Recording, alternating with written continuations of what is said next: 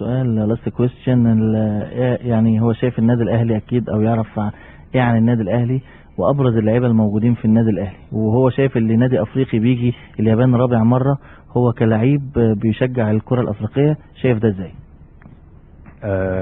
Last question.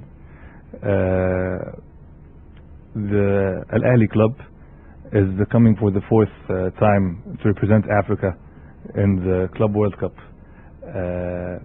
You as an African player, how do you, like an African ambassador in Europe, how do you see that from the club, and who of Al Ahly players have you noticed, or do you like? Yeah, I think it's a great thing for to see one of the clubs in Africa to come here and play, success for the fourth time now. And if you look at it, I think Al Ahly is the best.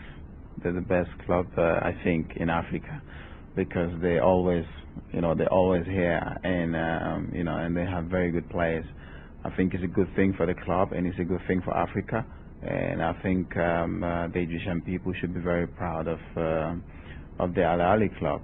And I think if they keep coming here, I think one day they might win it.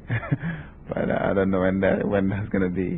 But I watched them play yesterday. I think they played really well. They're unlucky, to lose the game. I think they played very well. There's few players that I think are doing well, but one person that I think is a really good player is Abu Treka. I think he's a very, very good player. I like watching him play. I think he's a fantastic player. But he should come play in Europe one day, hopefully. هو شايف ان هو النادي الاهلي ان هو بيجي يلعب كتير في بطولة العالم.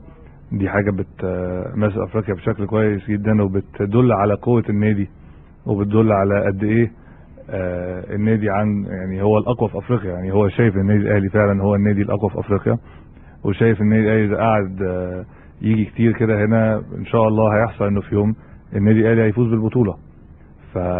يعني ما فيش شك، هو مش بيختلف على قوة النادي الاهلي.